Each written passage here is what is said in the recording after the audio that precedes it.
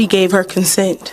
She said it was okay because she knew her marriage was over with and it was done. For all who don't know, me and Devin are divorced.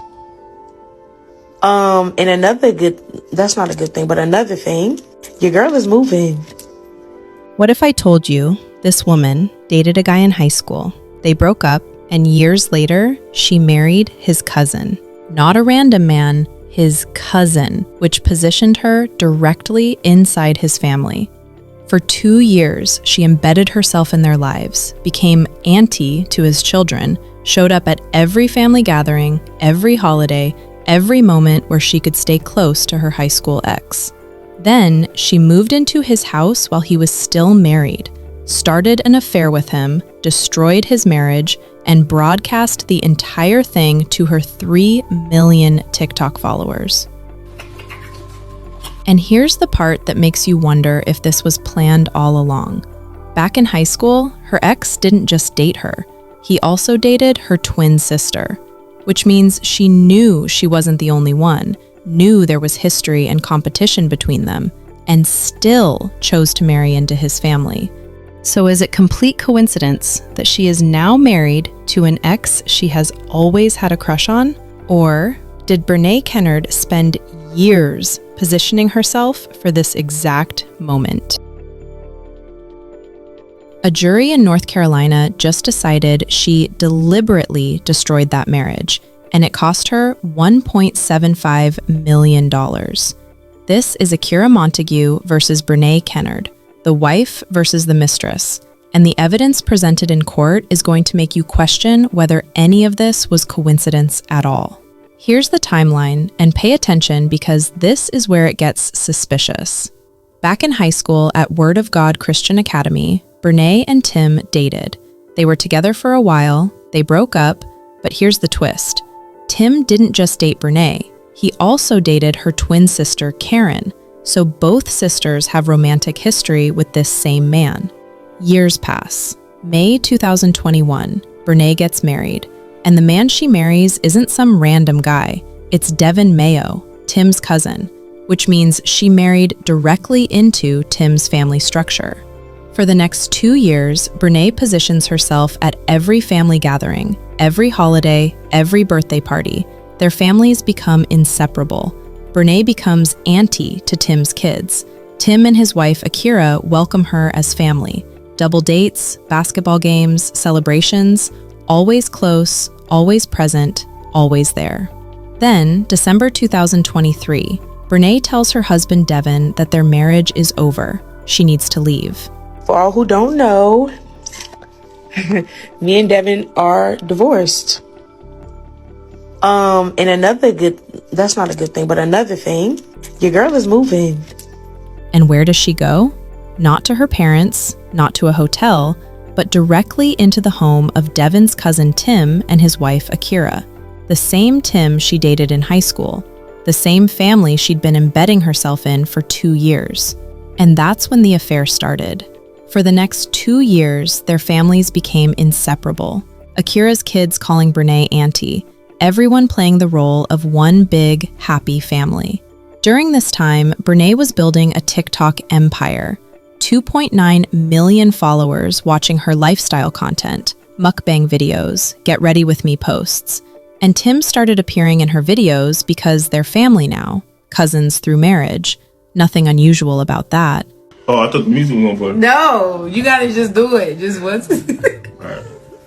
Except people in the comments started noticing things. The way Brenay would twirl her hair when Tim was around, the short skirts she'd wear during family videos, a flirtatious energy that seemed a little too comfortable for someone married to his cousin.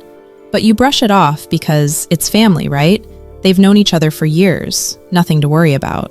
Akira testified that she objected. She initially didn't want Brenay in her house, but Tim overruled her. He said Brenay could stay, and they started an affair in the same home where Akira was raising their 2 children, ages 4 and 6. Devin would later testify about what he discovered during this time. He said that in December 2023, he found out his wife and his cousin were rekindling their high school relationship. And according to Devin's testimony, He heard them being intimate in his own home at least 4 times. So Brenay was having an affair in 2 homes, Tim and Akira's house and Devon's house, where her own husband could hear them, 2 families being destroyed simultaneously. Sometime in January 2024 was when Akira discovered the truth about her husband and Brenay. She found sex tapes on devices in her own home, explicit videos of Brenay and Tim together, discussing what they'd done. With this evidence, they couldn't deny it, and she didn't want to hear any explanations. Once exposed, they didn't even pretend to be sorry. Tim left Akira, Brenay left Devon. They moved in together immediately, while both divorces were still processing. Akira was left trying to explain to her 4-year-old and 6-year-old why daddy wasn't coming home anymore, why the woman they called Auntie had taken him away. And this is where Brenay made the $1.75 million mistake. Instead of keeping the relationship private while the divorce is finalized, Brenay turned the entire affair into content for her 2.9 million TikTok followers. While both of them were still legally married to other people, Brenay posted, "Can't wait to be Mrs. Montague." The audacity, announcing to 3 million people that you're planning to marry a man who's currently married to someone else, making his wife's humiliation public entertainment. She posted videos dancing in Tim and Akira's home, where the children lived, bought pregnancy tests on camera while saying she was getting down and dirty in the sheets, made posts specifically about Akira, saying, "I make her very uncomfortable," and when the backlash started, posted that Tim was worth it. Brenay didn't just have an affair, she monetized it.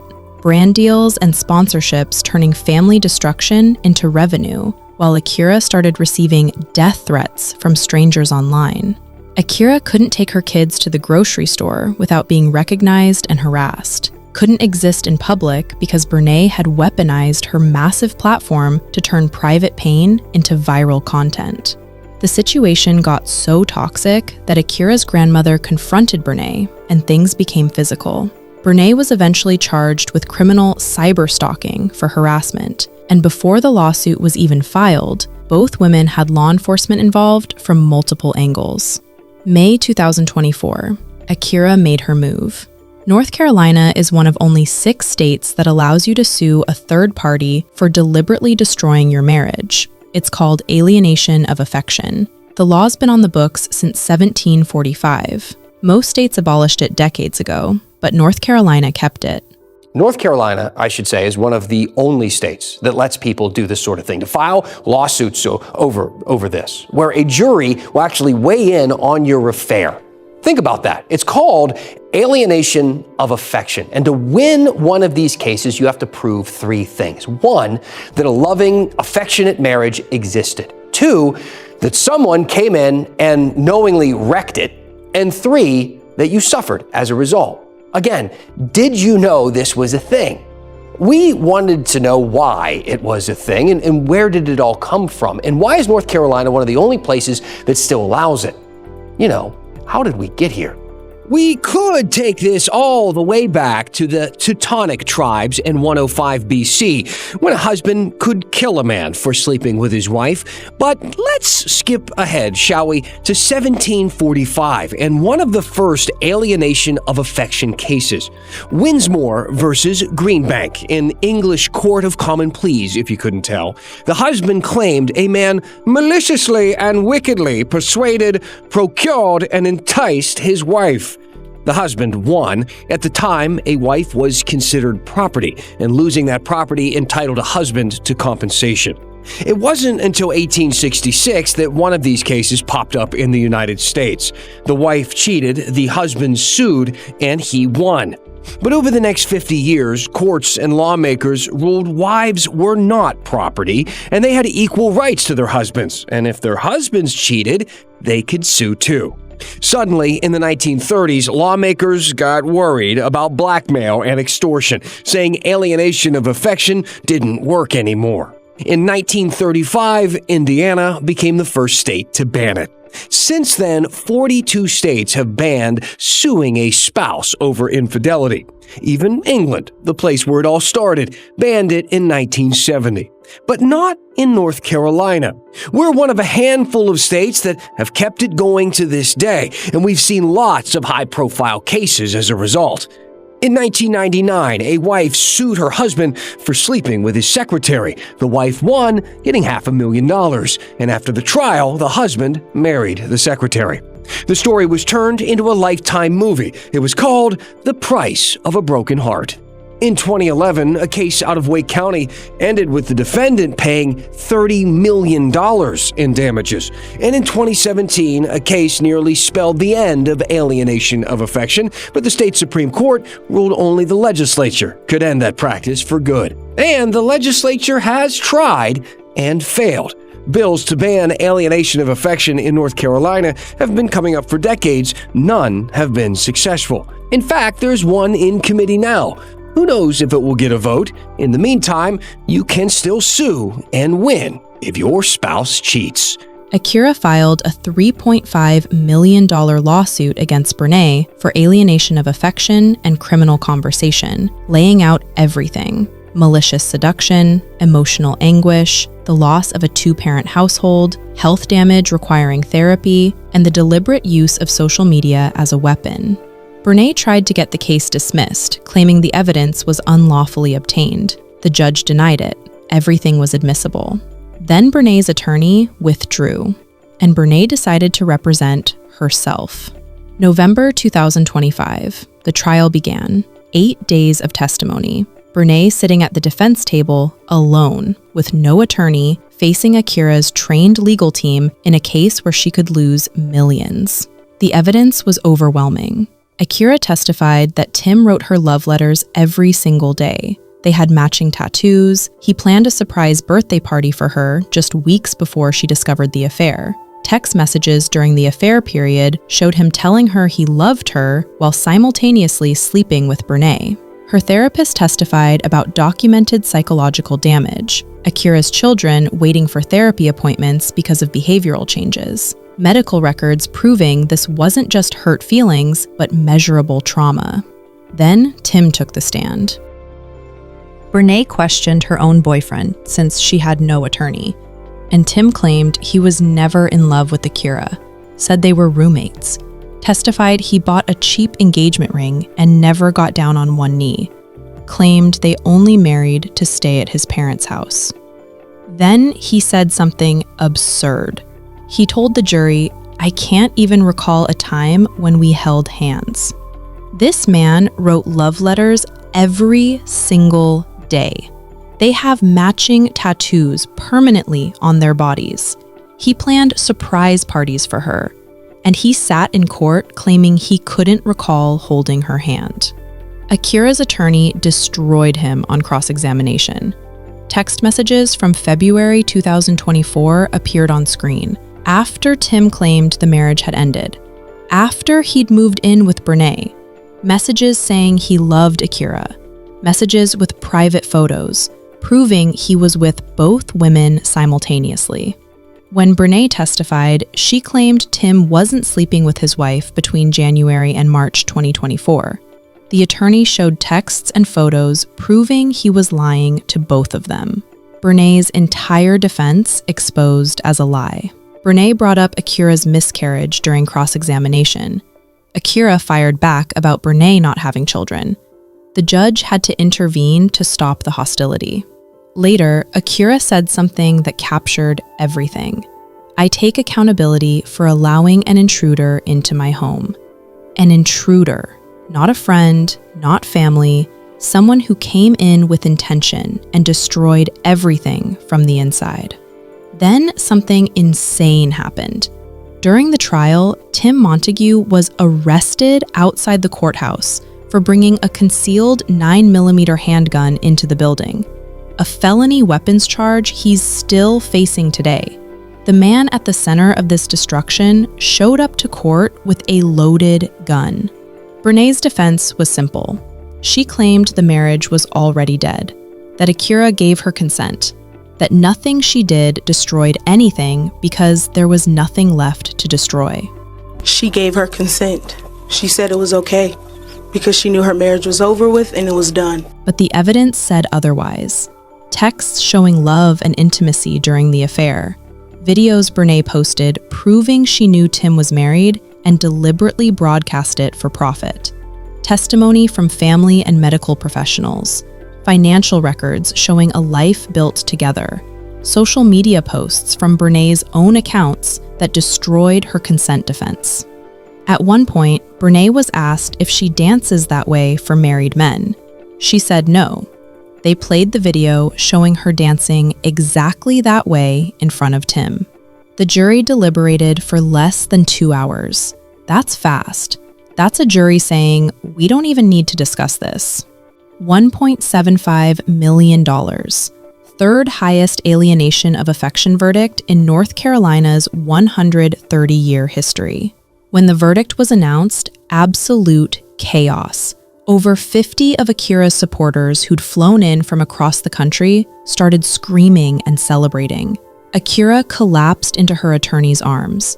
The noise so loud, courthouse security rushed in, thinking a fight had broken out. That's the sound of a $1.75 million cheer, coming just moments after court was adjourned. Akira Montague embraced her attorney, Robinetta Jones, as dozens of supporters yelled from the sidelines. She has received justice from losing her husband and the father of her children. So when you are thinking about alienation of affection, you have to think about the humiliation that the spouse went through. Ms. Kennard flaunted her relationship with a married man, and of course it went viral, and my client was humiliated as a result of that. When you finally are able to tell your truth, she felt a sense of relief. We were able to prove that they had a loving relationship. They were able to take trips together, spend time together, and still make sure they held themselves out to be husband and wife. Also, text messages helped a lot as well. Outside, Brenay's mother was yelling at reporters. She ain't getting a dime. She tells NBC News in a statement, the verdict wasn't fair at all. I fought the lies for 8 days and the jury sought sympathy, not facts, adding it's not over until God says it's over. Tim Montague adding about the TikToker, my wife had no fair shot, especially when defending herself against an entire team of attorneys. As for that $1.75 million payday, I don't know, but she'll probably never see it. But here's what they don't understand about how judgments work. Interest started accumulating immediately at 8%.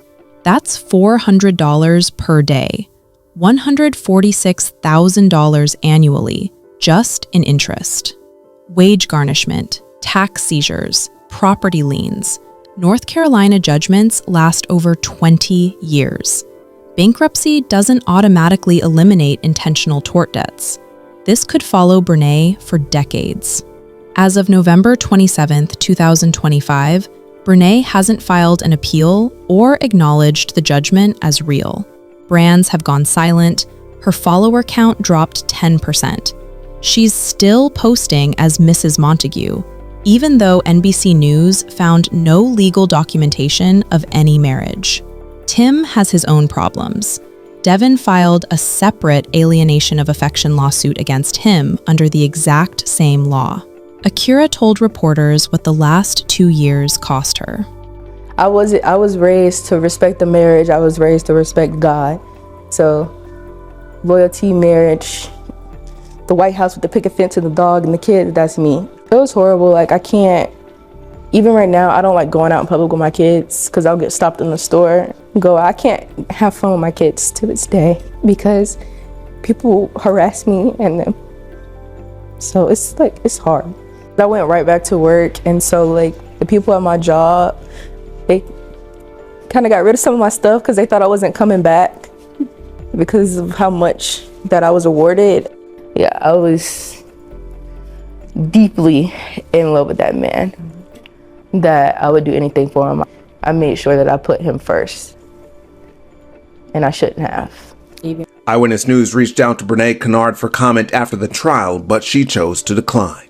So let me know what you think about this whole situation. Did this sound like an affair that just happened? Or did Brenay marry his cousin to stay close, embedded herself for 2 years, positioned herself inside his home, and executed a plan? And Brenay still hasn't acknowledged that $1.75 million is real. She monetized the humiliation of a wife and mother, turned family destruction into content, and found out that in North Carolina, deliberately wrecking a marriage has a price. Was this the longest con ever played? Drop your theory in the comments. See you in the next episode of Crime of Passion. Thank you for watching.